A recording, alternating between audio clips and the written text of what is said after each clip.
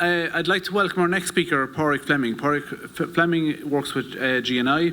His main work is in developing the strategy to transform and decarbonise the gas network. Padraig has quite an extensive experience in the energy field. He's worked previously with IrBEA, Board Gosh, ESB, and also with the Commission for Regulation of Utilities, where he led the design for the single electricity market. So, Padraig, I'd like to invite you up. Thank you.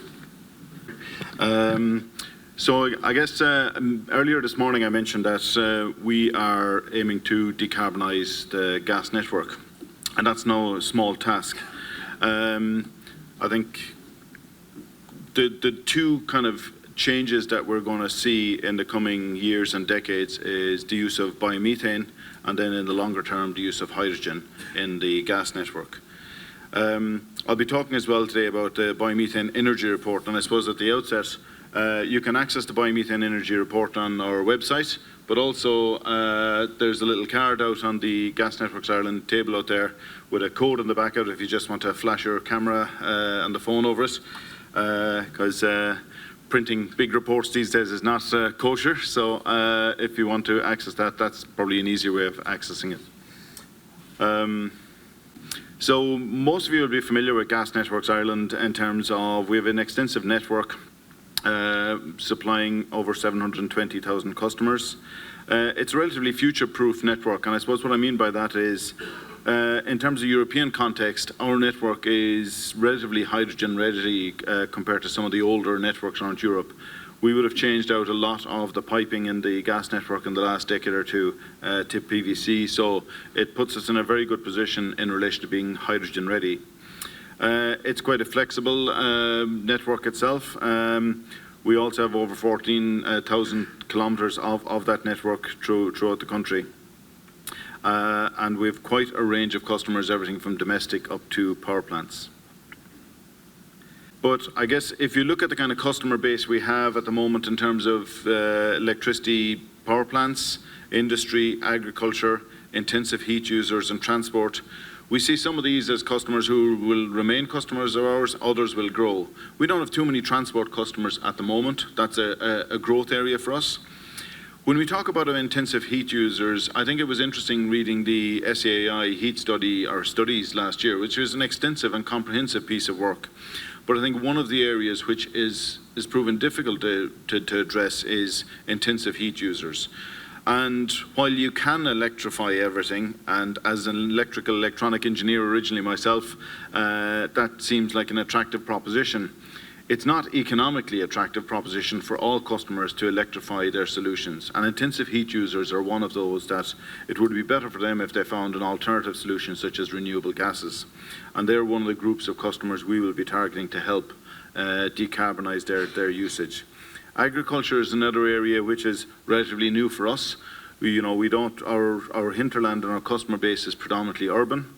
So we see renewable gases, particularly biomethane, and I'll talk a little bit more about the biomethane report as being something that can facilitate agriculture in a major way, contribute to the climate crisis, reducing methane emissions, but also diversifying away from some of the practices they currently have themselves. Electricity, probably in the longer term, we see that migrating to hydrogen.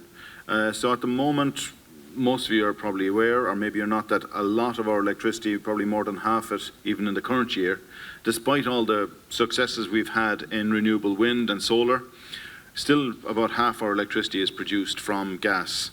And of course, that's mostly fossil gas at the moment. So, as in the bottom half of the slide here, the future journey we're going on is very much focused on biomethane and hydrogen, and also assisting transport in decarbonising. One of the things to point out here is very often we talk about climate change, we talk about a target for 2030 or a target for 2050. And we've all a tendency to think linearly and just how, the journey to that target. We don't think in cumulative terms, and we might enter a kind of brain freeze if we try to think of that, if you remember your school days and doing cumulative calculations on interest rates and things like that. But one of the things that's interesting for me about biomethane is, and an example is in Denmark, it took them 25 years to go from 1% electricity production from wind and solar to 38% electricity production from wind and solar.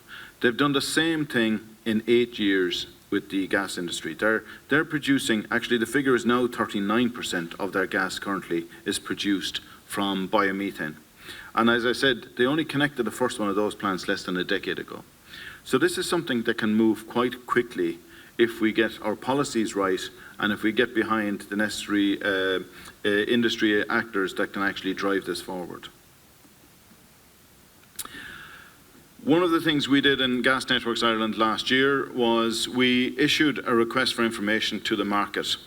And it was around this time last year we did that.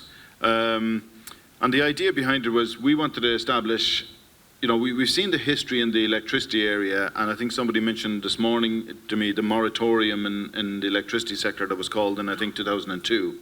And that was called because there was a doubt as to whether the electricity system could accommodate all the wind that was coming its way.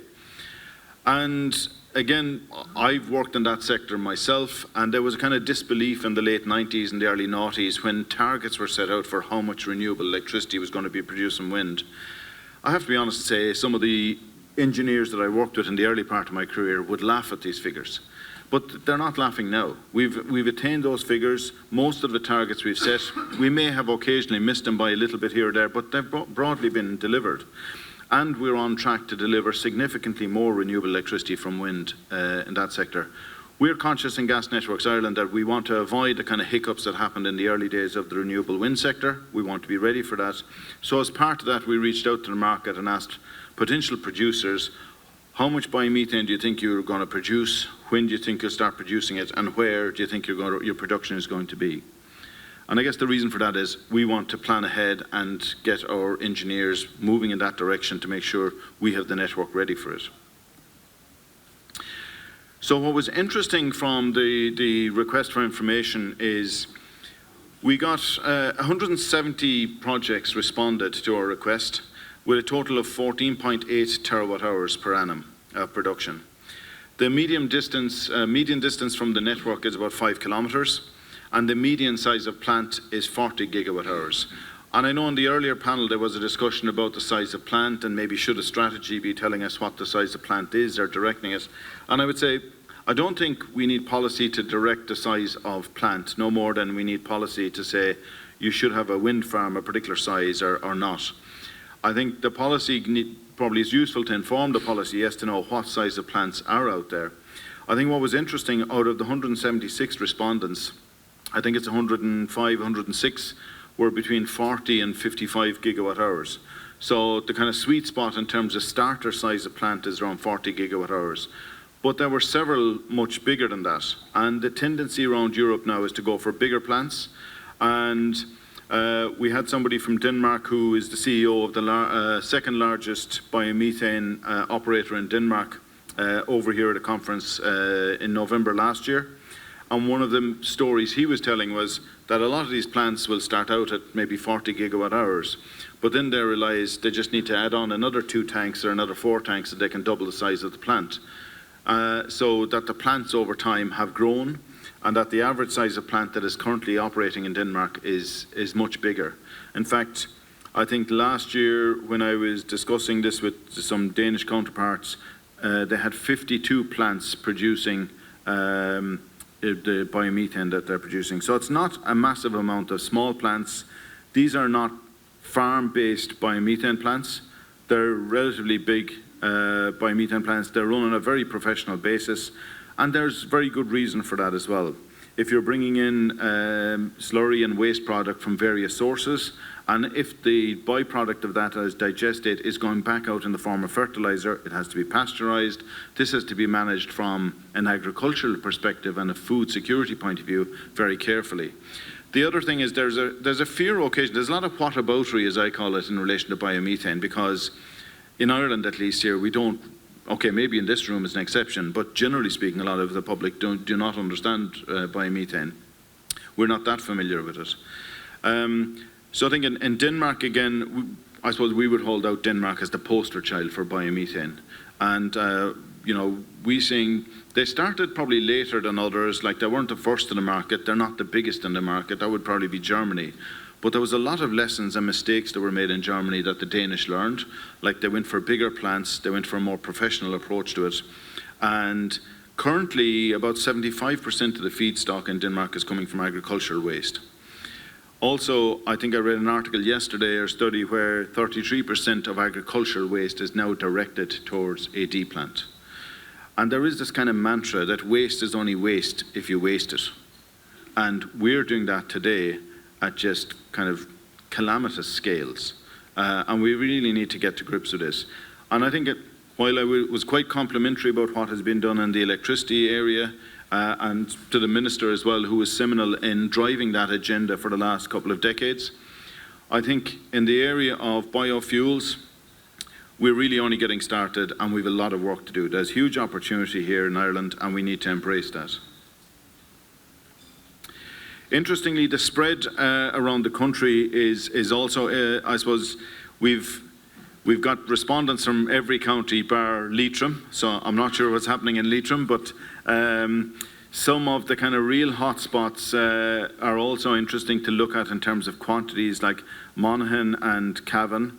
Now again, when you understand the kind of agricultural background, that's not all that surprising. There's, as well as the normal kind of beef and dairy sectors in Cavan and Monaghan, there's also intense poultry and mushroom and other horticultural product and waste product up there. So this is a positive route for these people to deal with waste management. The other areas that were, I suppose one of them that was surprising was Limerick and Kildare, but we think the reason for the high volumes in Kildare is because its proximity to Dublin, and that some of the waste product and feedstocks there is veering more towards brown bin waste and industrial waste rather than agriculture.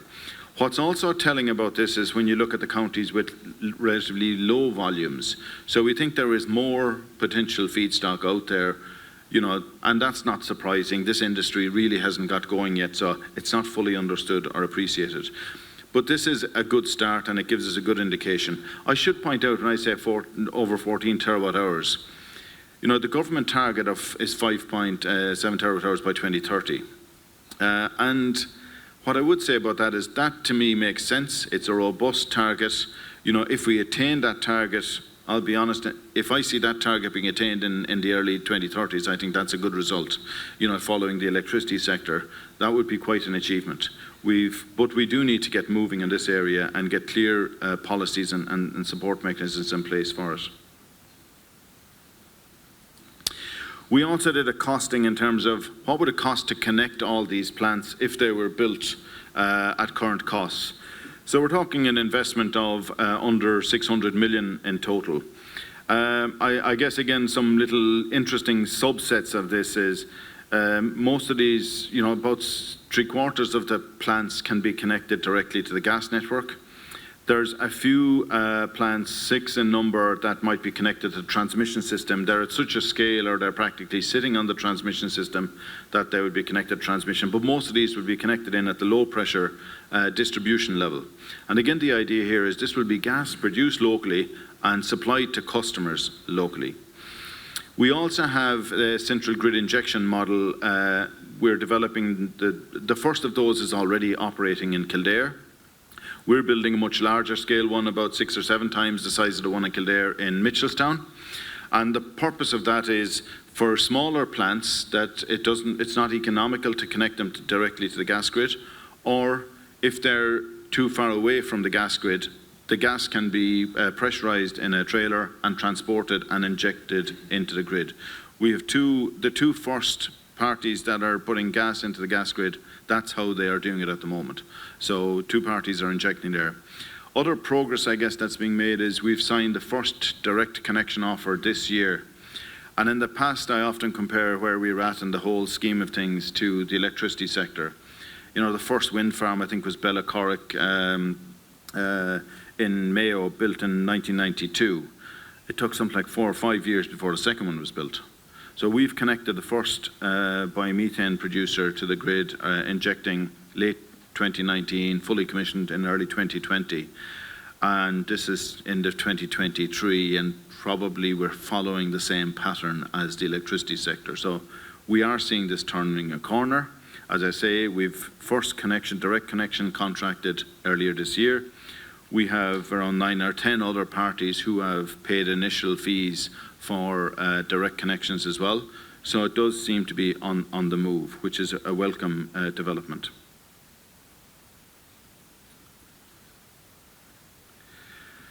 So I think one of the things I said at the outset is, and I should point out, Gas Networks Ireland, because of our position as the gas transporter, we're prohibited from getting involved in gas production, and we're prohibited from getting involved in gas sales. So we're just a middle ground, the transporter of the gas itself. And that gives us an interesting perspective, I guess. But we're also kind of conscious that we need to play our part in facilitating biomethane. So we have been working on this already. We've developed a connection policy. We submitted that to the regulator, the Commission for Regulation of Utilities. They've approved the policy. We've also made some modifications in the Code of Operations to allow slightly higher levels of oxygen on the distribution network. That makes it easier for biomethane to access the network rather than trying to strip out oxygen that you don't need to strip out. And I had a discussion yesterday with somebody, well, the hydrogen level is quite low. Do we need to strip out all the hydrogen? And that's something that I have to go away and take it to my colleagues on the safety side and consider that a bit further as well. Because there is a general target in Europe where networks, not agreed yet, but it's on the way, where they're starting off by saying there'll be an amount of hydrogen allowed in the network initially up to 2%. There's a belief generally that you can blend network and the gas networks up to 20%. If we go back into the mists of time now, if I talk to probably some of the older generation in the company, I'm probably in that category myself, but slightly older than me. When we had town gas, the town gas had over 30% hydrogen in it. So people think hydrogen, it's a new fad and a new thing. And it's fascinating then chatting to people, particularly the retired group from Gas Networks Ireland. They're going, this is just back to the future, you know. So it's a different perspective, I guess, on hydrogen and the possibilities for it. We've already set up a green certification scheme. And thankfully, the Minister passed an SI in the summer of last year, which puts us on a statutory footing. We had it up and running for about 2 years before that, but it's now on a statutory footing. The last leg of that journey is the Commission for the Regulation of Utilities. I think they'll be consulting early next year. They're just vetting what we are doing to make sure everything's okay. But we currently are issuing green certs to parties who have met the ISCC standard. So we're talking about renewable gas here that's certified. And of course, when the certification process goes through, that is an end-to-end certification process. So I'd maybe contrast that with, some of you might be driving electric vehicles and you think you're using renewable electricity, but you may or may not be. But the average emissions in electricity is, I think it was last year, it was around 230 grams, whereas if you were using gas in a vehicle, it would be around 200 grams. Now, before anybody throws anything at me, I'm not suggesting we should be reversing out of electric vehicles. Electric vehicles and cars certainly is the answer. But I think when we come to heavy goods vehicles, you know, there is a role for biomethane as well as other fuels which are being discussed here today to play a part. And just by way of example, Italy has about over a million compressed natural gas vehicles.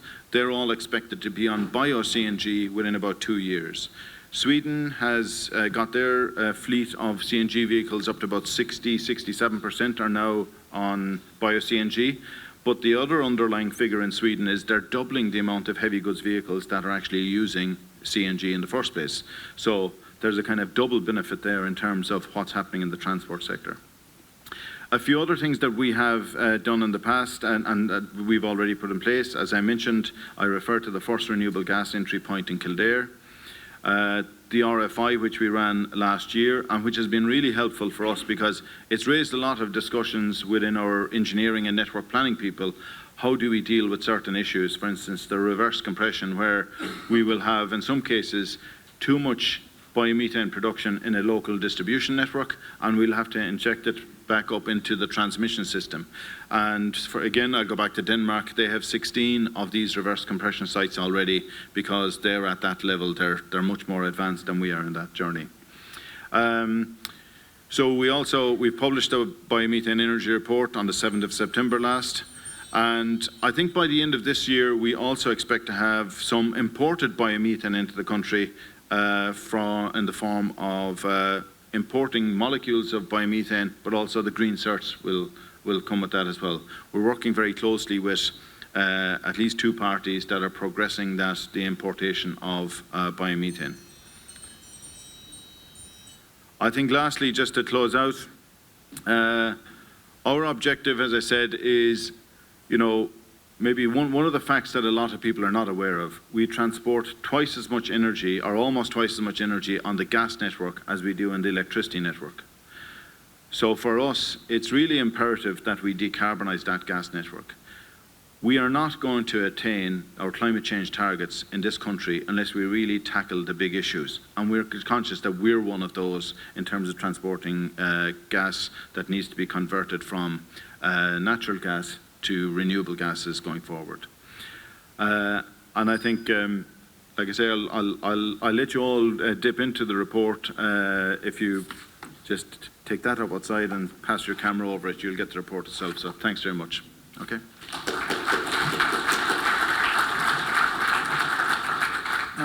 Thanks very much, Padraig. It's very interesting to see the developments in gas, and it's definitely becoming a fuel more aligned to where we're seeing he's going, and it's fitting into the system now in a much more manageable way.